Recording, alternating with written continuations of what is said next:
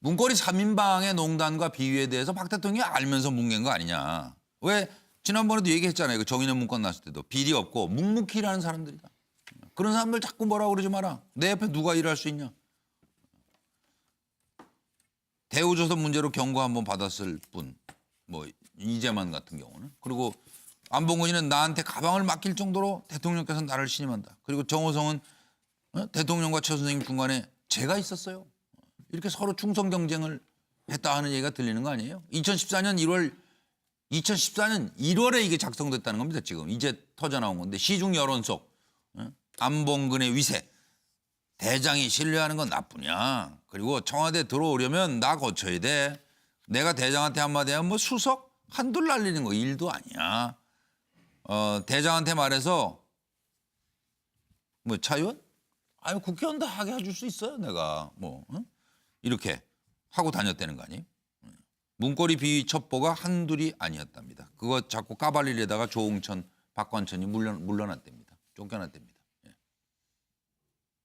그리고 새 비서관은 교체할 그런 이유가 없다고 생각을 합니다. 그동안에 뭐 검찰은 물론이고 언론 또 그 야당 뭐 이런 데서 그냥 무슨 비리가 있나 이권 뭐가 있나 샅샅이 정말 그 오랜 기간 찾았지만 그런 게 하나도 없지 않았습니까? 그래서 저는 그 새 비서관이 묵묵히 고생하면서 그저 그 자기 맡은 일을 열심히 하고 또 그런 비리가 없을 거라고 믿었지만 이번에 뭐 대대적으로 다 뒤집고 그러는 바람에 진짜 없구나 하는 것을 저도 확인을 했습니다. 그런 비서관을 의혹을 받았다는 이유로 내치거나 그만두게 한다면 누가 제 옆에서 일을 할 수 있겠습니까? 차은택, 최순실 다 보안이 요구되는 손님 맞지요? 그런 사람이 있다면 대답해 보세요. 대답해 보세요. 네, 보안 손님입니다. 자, 이 보안 손님은 제2부속실 안봉근 비서관이 이 사람들은 대통령이 특별히 사생활과 관련해서 보안을 요구하는 외부 민간이니까 이 사람들 명단을 적어서 경호실장, 경호실에 전달합니다. 맞죠? 경호실에 명단을 적어서 주지는 않습니다. 어쨌든 안봉근 비서관이 이걸 관장합니다. 맞죠? 모르겠지만 제2부속실 소관은 맞죠? 네, 그렇습니다. 대통령의 문고리 3인방 안봉근 비서관이 맞습니다. 사실은 보통 문제는 아니죠. 보안 손님이 있다는 얘기를 들으면서 저는 언뜻 그래서 청와대 보안은 이미 무너졌었구나 하는 생각이 들어요. 네, 상당히 좀. 안봉근 비서관의 위세는 수행이잖아요. 수행. 수행이니까 대단하죠. 네. 그리고 대통령께서 왜 묵묵히 일한다 그때 그렇게 말씀을 하셨어요. 그러니까 크로스 그때도 딱 체크를- 잡아떼고 거짓말 하시는 거죠. 아니 뭐 글쎄요. 하여튼 크로스 체크를 좀 안 하신 거 아니 같아요. 알고 계셨을 거예요. 왜냐하면은 지금 그 박한천 경정의 그때 그 정보 보고서 지금 훈련한 거기에요, 거 이게 지금. 세계일보에 나온 거 있잖아요. 네, 거기에 예, 나오면 또 일부 대통령께서 직접 안봉근 씨가 술 많이 먹고 다니고 네. 안봉근 씨의 형이 네. 또 이렇게 그 개입하고 예, 이런 예, 거에 예, 대해서 예. 대통령이 경고했다는 거 아니에요. 지금 그 내용이 있어요. 그러니까 대통령께서 알고 계시면서도 국민들한테는 이 새 비서관이 아주 백옥같이 하얗다. 양털처럼 솜털처럼 하얗다. 아무 죄도 없다.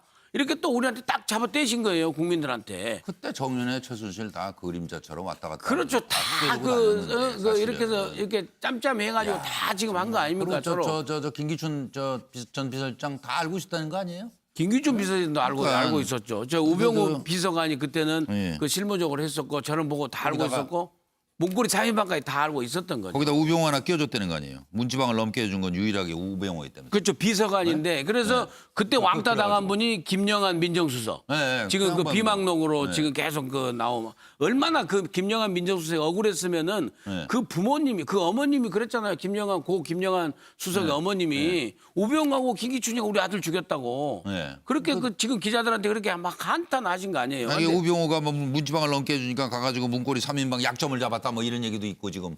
그런데 언제 나오긴 나올 모양이죠? 아니 그 오차 검찰 청문회 최고의 22일. 기술자인데 우병우 비서관은 청문회 이미 나와야죠. 그 약점을 다 잡고 또 컨트롤해 가는 거죠. 아 정말 무서운 참. 차 교수님 권력 주변이 무서워요. 그렇죠. 권력 주변이라는 것이 뭐 그렇게 깨끗할 수가 없는 거고요. 뭐 그것은 뭐 역대 뭐 역사가 지금 보여주고 있는 건데 예. 박근혜 대통령께서 그러니까 지금 당시 예, 예. 정윤회 문건 사건이 터졌을 때 예. 문고리 3인방을 이렇게 지금 이제 나름대로 상당히 죽기 쉬웠던 이유 중에 하나는 예. 이런 말 있지 않습니까? 남의 눈에 티끌은 보여도 내 눈 안에 들보는 못 본다는 이야기가 있지 않습니까? 글쎄요. 예. 말 그대로 지금 자신의 눈 안에 들 보였는데 자신한테는 항상 박근혜 대통령이 은기 가지기가 좀 못했던 것 같아요. 따지고 그러니까 보면 자기한테 지금 잘하고 하니까. 예, 잘하고 하니까. 누가 옆에서 하는 사람이 그자가 나쁜 사람이지. 그렇죠. 그렇게 손가락질하는 사람이 나쁜 사람이라고 보는 그러니까요. 거죠. 네. 그러니까 본인의 지금 이제 둘러싸고 있는 문고리 3인방의 전행에 대해서 아마 제 생각에 여러 사람들이 이야기했을 겁니다. 그걸 안 보려고 하니까. 안 보려고 하고. 안 보려고 내 눈에 둘보를 안 보려고 하고. 김기춘 전 이야기하는 사람의 보기도 모르게 40년 그렇죠. 넘은 이야기하는 분이라고. 사람의 고자질을 그 남의 눈에 티끌로 생각하고 그걸 공격을 한 정말 거죠. 무서운 그럼 경우가 돼버렸어요. 그런 인식 사고 방식 자체가 이날의 오늘의 비극을 잉태한 것이 아닌가 생각합니다. 네, 양문석 박사. 조폭보다 더 끈끈한 관계, 피보다 더 끈끈한 관계는요. 공범 의식을 공유한 관계입니다. 같이 죄를 짓고 서로의 죄에 대해서 잘 알고 있고 그것을 기획하고 저지르고 하는 관계가 가장 세상에서 끈끈한 관계지요. 그러니까 뭐 서로 지적할 필요가 박근혜 없네. 대통령이 어쨌든 검찰에 의해서 예, 예. 정호성과의 공범, 뭐뭐의 예, 공범, 뭐뭐의 공범 이렇게 해서 4대까지의 공범 관계가 드러난단 말이에요. 예, 예. 안종범, 최순실과의 공범, 뭐 예. 김종과의 공범, 공범 의식이 가장 끈끈하게 작용했던 그걸 관계가 말해주는 거다, 이게. 누구겠어요? 예. 문고리 3인방이죠. 예, 알겠습니다. 예. 차 의원님. 지금 이제 이게 권력이 상당히 그래서 좀 무서운 건데 권력이 이렇게 제도적으로 견제 장치가 없으면요. 네. 상당히 어떤 현상이냐면 저는 그런 현상을 많이 봤어요. 그 이때 조직 내에서 어떤 윗분이 어떤 50엄을 보이면 밑에 사람들도 다 따라해요. 그게 다 옳은 줄 알고. 그래서 지금 제가 볼 때는 청와대 문고리 3인방도 최가 이렇게 빼먹는 걸 다 봤을 거예요. 그러면서 저렇게 해서 대통령이 뭐 안둥 모른둥 빼먹을 수 있구나 해가지고 제가 볼 땐 저분들이 상당히 최순실 따라하기를 많이 했을 거예요. 그래서 청와대 내부에 조금 나오지만 이 진돗개까지도 네. 진돗개도 제가 아마 아마 뼈다귀 빼돌렸을 거예요. 네. 그게 다 그냥 문화가 돼버리는 거야 그냥 청와대 내에. 예. 안봉. 전철 저도 그렇죠? 아니 그리고 저 시간이 같은 차원에서 예. 박근혜 대통령, 최순실 그리고 문고리 3인방은 이익 공동체라고 봅니다. 이익 공동체. 이익 공동체로서 뭐 일종의 가족 경영을 한 거예요. 거기에 포함되는 이 이너 서클에서 다 하고 했기 때문에 예를 들면 거기에 바로 근접한 사람이 우병우, 그보다 조금 덜 근접한 사람이 김기춘 정도 아니었겠나 그렇게 봅니다. 그렇게 해서 이분들은 내가 볼 때는 박채는 재산도 공동으로 관리한 거 아닌가. 이게 네 재산 내 재산 할 거 없이 옛날에 최태민에서부터 흘러나온 재산이기 때문에 옷도 뭐 그냥 거기서 알아서 본인이 지급 다 돈 지불하고 네, 예. 뭐 그렇게 해갖고 네 돈이나 내 돈이나 주머니 돈이 쌈짓돈 아니냐 이렇게 네. 해서 이런 분들이 이익 공동체로서 이렇게 하기 때문에 다 눈 감아 주는 것이죠. 뭐 그야말로 이너서클 안에 들어오면 네. 우리 같이 그 5사람은 뭐 운명 공동체이고 이익 공동체다. 저는 그렇게 맺어진 사람들 아닌가 이렇게. 그리고 지난번에 이재만 비서관 이름 팔고 대우조선 들어간 사람 있잖아요. 그렇죠. 혹시 그 사람이 대우조선 들어갔다가 그다 KT. KT로 갔죠. 예. 네. 그것까지도 다 그 보고서에 있어요. 그런데 그게 어떻게 가능했었나 몰라요, 그것도? 이름 팔아가지고 간 건데 덮어준 거예요. 이제만 그 비서관 빼고 이름만 판 거예요. 진짜로 아는 거 아니에요? 관계한 거죠. 관계했는데 이제 덮어준 진짜로. 거고. 네. 그다음에 또 이재만 비서관이 인사위원회 들어가가지고 그랬다면서요? 왜 총무가 인사위원회 들어오냐. 그러니까 그게 우스운 거예요. 예, 그것까지 다 조직이다. 지금 있는 겁니다. 그걸 또 김기춘 조직이. 비서실장이 딱 눈 감아준 거고. 예. 제가 있잖아요. 뭐, 이건 좀 추정인데 예. 이랬을 거예요. 아마 최순실 씨가 네. 빼먹으면서 빼먹을 때 명분을 세웠을 거예요. 아마. 예를 들어서 문화계에서 좌파를 몰아내고 우파 문화의 맥을 세우기 위해서 차은택을 이렇게 해서 집어넣어야 됩니다. 그 명분을 딱 들으면 박근혜 대통령은 그냥 그런 용도로 한다는데 또 뭐 그런 그것도. 거 누가. 근데 제가 볼 땐 그래서 아까 문고리 3인방도 저렇게 하면 통하는구나. 그래서 예를 들어서 인사 같은 경우에 이 기업의 어떤 좌파 문화를 척결하고 우파 인사를 심어놓는 그러니까 것이 다 명분 이 이시다. 기업을 살리는 서로, 겁니다. 그럼 그래. 서로 알고 이 자식 해먹었다 이 말 아니에요. 잘 배웠네. 예. 이렇게 된다니까요. 잠깐 준비된 내용 한번 보시고요. 지금 이제 안봉근 얘기를 하고 있는데 안봉근은 지금 어떻게 돼 있죠? 조사받다가 그냥 집에 가 있나요? 집에 가 있죠. 청문회 나오라 그러니까 뭐 어린 아이 때문에 자녀 때문에 또 사춘기에 사춘기인가? 있는 뭐 또 그런 입시를 거군요. 앞두고 있는 딸 때문에 지금 못 나오는 겁니다. VIP가 6시에 관저로 이동하는데 그때부터 뭐 중요한 인사에 관해서는 다 나한테 물어요. 그리고 나는 관저에서 VIP와 저녁 식사하면서 종합적 의견을 건의하고 그래요. 에? 알겠어요? 그리고 국회의원은 그 별거 아니에요. 내가 마음먹으면 뭐 한 서너 명쯤 우리 그 저 대장께 얘기할 수도 있고. 왜 하고 싶어요? 국회의원? 뭐 그러면서 술도 한잔 하셨겠지 또 같이. 그리고 누구 또 됐다는 얘기도 있던데 진짜 이번에. 내가 대장에게 한마디만 하면 수석? 아이고 하나 둘 날리는 건 일도 아니야. 그러니까 말이 비서관이지. 그 사람들 실장보다 내가 더 결정을 했어. 내 앞에 오면 설설 겨. 지금 청와대 들어오려면 나 거치지 않으면 안 돼요. 내가 다 잡고 있어요. 좌우간 이 사람들이. 각 수석들이 자기들이 올린 사람에 대해서 나한테 그거 좀 어떻게 일찍 좀 해줘요. 그리고 어떻게 돼가? 안 비서관 어떻게 돼가요? 이렇게 물어보면서 내 앞에서 눈치만 보고 슬슬 기어. 그 사람들이 수석이라니까.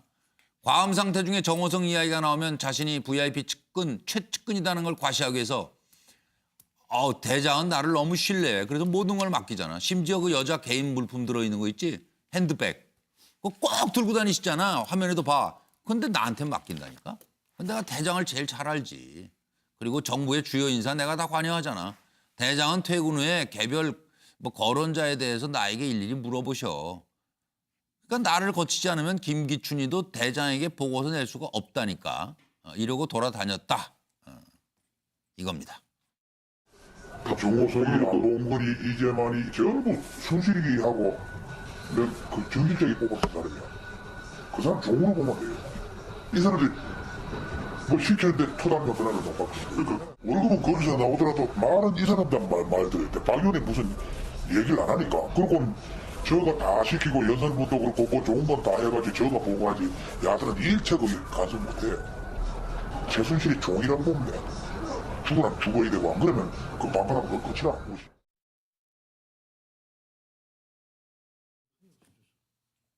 네. 대통령께서는 늘 TV 보면서 혼자 식사를 했다. 이렇게 저 청와대 조리장 얘기를 했잖아요. 그런데 뭐 가끔 가가지고 안봉근 얘기로는 자기가 겸상했다는 거 아니에요 지금? 겸상 이런 얘기를 하고 다녀. 하고는 겸상하는 법이 없습니다. 가서 그 김희영 거 아니에요? 상봉이 김희상국? 없으니까 김희상 노릇했다? 가서 이렇게 몇 개 이렇게 먹어보는 거 그거라고 그때 잠깐 같이 겸상했다고요? 그것도 겸상이죠. 가서 혹시 무슨 독이 안 탔나 뭐 이런 거. 그러니 이런 게 정보 보고가 안 올라갔겠어요? 민정수석실에 올라가고 다 올라갔을 텐데 그거를 근데 그때 민정수석실이고 무슨 민정비서관이 눈 뜨고 저 우병우니까 그러니까 우병우가 딱 이 잡은 거예요. 예, 그러니까 이 문고리 3인방도 우병우한테는 말을 못한 거죠. 예. 대통령도 우병우를 그렇게 잘라라 온갖 언론 국민들이 나서서 얘기도 네. 못 자른 겁니다. 네. 그 저런 정보가 어디서 나옵니까? 네. 바로 민정비서관실 아니면 민원비서관실 두 군데서 나옵니다. 네, 정보는. 다 그렇습니다. 그게 그래서, 민원비서관실은 여러 군데서 들어온 네. 그 국민들한테서 들어온 제보고 네. 진짜 알짜는 민정비서관실 내서 거기에서 네. 수집한 정보거든요. 네. 그걸 다 우병우가 쥐고 있으니까 문고리 3인방도 우병우한테는 어쩔 수가 없는 거예요. 대통령도 딱 이게 뒷덜미를 잡고 있는 거예요. 내가 다 알고 있다. 이거 네. 까면 죽는 거야 다 네. 같이. 그러니까 우병우가 지금까지도 저렇게 활개치고 다니면서 범미꾸라지 행세하고 있지 않습니까? 저 보고서에 듣는 사람 입장에서 보면은요 놀랍잖아요. 김기춘 그 비서실장한테 김기춘이가 김기춘이가라고 하잖아요. 보고서에 의하면은 나이가 많아요 안봉근이가? 안봉근 씨 그렇게 위세를 부려버린 거예요. 그리고 또 듣는 사람 참나, 입장, 이거. 민원인 입장에서는 네. 야 대통령의 여성 물품가 있는 핸드백을 들고 다닌다? 그럼 끝난 이건 거죠, 최측근이에요. 얘기. 끝난 그러니까 거예요. 이거 안봉근 그 씨의 위세라는 건요. 네. 저는 저 두 마디에서 저는 알 수 있다고 봐요. 내가 민원인이라 할 경우에 네. 다 맡길 수밖에 없는 거죠. 네. 아니 대통령 핸드백을 여자 핸드백을 남자 아니 전화는 원래가 안봉근 비서관 통해야 전화가 됐다면서요. 대통령하고. 국회의원 시절부터. 수행비서니까 당연히 휴대폰을 안봉근이가 그렇죠. 들고 안봉근이 다닌 거 가- 비서관이 들고 다닌 거 아닙니까? 예. 높은 사람들은 자기가 직접 받는 법 없잖아요. 그래야 폼이 나고 권위가 쓰니까 본인 받는 거 없어요. 받을 거 있어도 자기가 들고 있다가 또 비서관한테 주고갖고 받아갖고 그렇게 해서 또 자기한테 수행비서들한테 이거를 되게 저기 뭐야. 저는 차명진 의원은 지금 이 얘기 처음 들으세요? 아니요. 저는 제가요. 내가 이거 얘기할까 말까 했는데 그죠? 예. 알죠 안봉근. 예, 자해 저하고 공격을 하시네. 친해요. 친하죠? 그리고 저는 이 사람의 영향력을 알아요.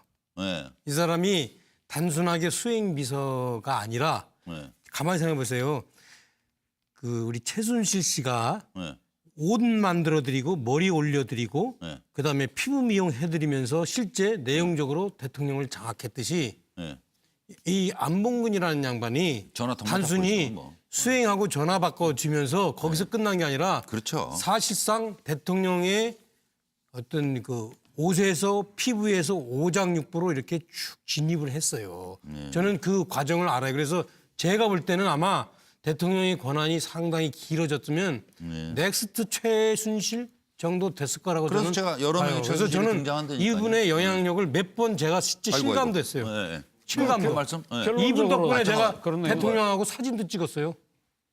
옆에서 사진 못 찍어요, 이것도 대통령하고. 예, 예. 근데 제가 이분 덕분에 제가 친박도 아니고 비박인데도 예, 예. 이 사람이 도와주니까 옆에서 사진 찍게 되더라니까. 예, 예. 늘 지금도 감사하신 것 같은데. 결론적으로 안봉근 씨는 결론적으로 안봉근 씨가 대통령이에요. 그러니 대신할 대통령. 이렇게 건방들을 떨었으니요. 그리고요. 결론입니다. 예. 가만히 보세요. 이게 전체 흐름을. 고인물은 썩어요. 대통령이 조금만 일찍이 사람을 좀 바꾸셨더라면 하는 생각이 간절합니다. 가 없다고 생각을 합니다. 그동안에 뭐 검찰은 물론이고 언론 또 그 야당 뭐 이런 데서 그냥 무슨 비리가 있나 이권 뭐가 있나 샅샅이 정말 그 오랜 기간 찾았지만 그런 게 하나도 없지 않았습니까? 그래서 저는 그 새 비서관이 묵묵히 고생하면서 그저 그 자기 맡은 일을 열심히 하고 또 그런 비리가 없을 거라고 믿었지만 이번에 뭐 대대적으로 다 뒤집고 그러는 바람에 진짜 없구나 하는 것을 그 저도 확인을 했습니다. 그런 비서관을 의혹을 받았다는 이유로 내치거나 그만두게 한다면 누가 제 옆에서 일을 할 수 있겠습니까? 차은택, 최순실 다 보안이 요구되는 손님 맞지요? 그런 사람이 있다면 대답해 보세요. 대답해 보세요. 네, 보안 손님입니다. 자, 이 보안 손님은 제2부속실 안봉근 비서관이 이 사람들은 대통령이 특별히 사생활과 관련해서 보안을 요구하는 외부 민간이니까 이 사람들 명단을 적어서 경호실장, 경호실에 전달합니다. 맞죠? 경호실에 명단을 적어서 주지는 않습니다. 어쨌든 안봉근 비서관이 이걸 관장합니다. 맞죠? 모르겠지만 제2부속실 소관은 맞죠? 네, 그렇습니다. 대통령의 문고리 3인방 안봉근 비서관이 맞습니다. 사실은 보통 문제는 아니죠. 보안 손님이 있다는 얘기를 들으면서 저는 언뜻 그래서 청와대 보안은 이미 무너졌었구나 하는 생각이 들어요. 예, 상당히 좀 안봉근 비서관의 위세는 수행이잖아요. 수행. 수행이니까 대단하죠. 예. 그리고 대통령께서 왜 묵묵히 일한다 그때 그렇게 말씀을 하셨어요. 그러니까 크로스 그때도 딱 체크를- 잡아떼고 거짓말 하시는 거죠. 아니요, 글쎄요. 하여튼 크로스 체크를 좀 안 하신 거 아니 같아요. 알고 계셨을 거예요. 왜냐하면은 지금 그 박한천 경정의 그때 그 정보 보고서 지금 네, 훈련한 거기에요, 거 이게 지금. 세계일보에 나온 거 있잖아요. 네, 거기에 예, 나오면 또 일부 대통령께서 직접 안봉근 씨가 술 많이 먹고 다니고 네. 안봉근 씨의 형이 네. 또 이렇게 그 개입하고 예, 이런 예, 거에 예, 대해서 예. 대통령이 경고했다는 거 아니에요. 지금 그 내용이 있어요. 그러니까 대통령께서 알고 계시면서도 국민들한테는 이 새 비서관이 아주 백옥같이 하얗다. 양털처럼 솜털처럼 하얗다. 아무 죄도 없다. 이렇게 문고리 3인방의 농단과 비위에 대해서 박 대통령이 알면서 뭉갠 거 아니냐. 왜 지난번에도 얘기했잖아요. 그 정인의 문건 났을 때도 비리 없고 묵묵히 일하는 사람들이다. 그런 사람들 자꾸 뭐라고 그러지 마라. 내 옆에 누가 일할 수 있냐. 대우조선 문제로 경고 한번 받았을 분, 뭐 이재만 같은 경우는. 그리고 안봉근이는 나한테 가방을 맡길 정도로 대통령께서 나를 신임한다. 그리고 정호성은 대통령과 최 선생님 중간에 제가 있었어요. 이렇게 서로 충성 경쟁을 했다 하는 얘기가 들리는 거 아니에요? 2014년 1월에 이게 작성됐다는 겁니다. 지금 이제 터져 나온 건데 시중 여론 속 안봉근의 위세, 대장이 신뢰하는 건 나쁘냐. 그리고 청와대 들어오려면 나 거쳐야 돼. 내가 대장한테 한마디 하면 뭐 수석 한둘 날리는 거 일도 아니야. 대장한테 말해서 뭐 차의원? 아니 국회의원 다 하게 해줄 수 있어요. 내가 뭐 이렇게 하고 다녔다는 거 아니에요? 문고리 비위 첩보가 한둘이 아니었답니다. 그거 자꾸 까발리려다가 조홍천, 박관천이 물러났답니다. 쫓겨났답니다. 예.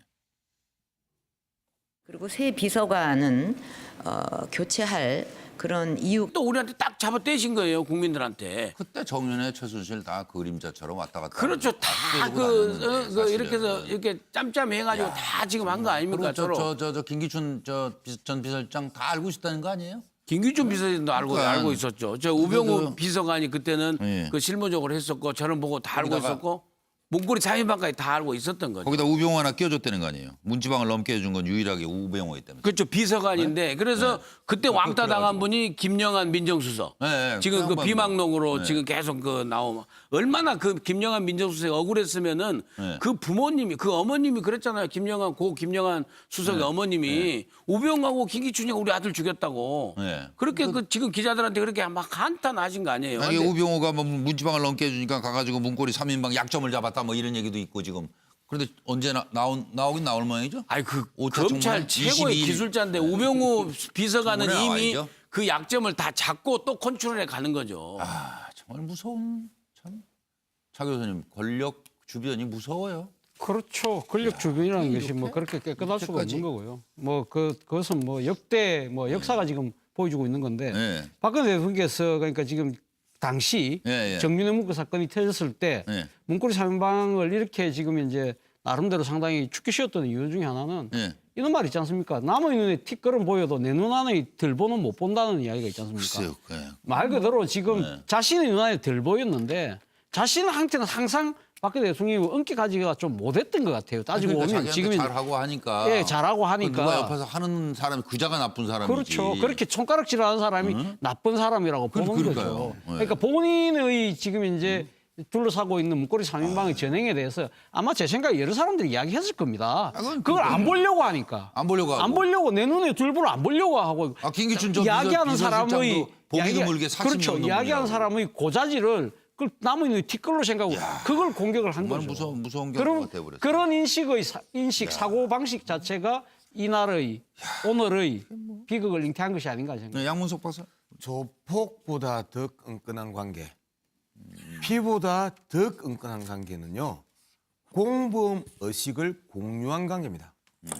같이 죄를 짓고 서로의 죄에 대해서 잘 알고 있고 그것을 기획하고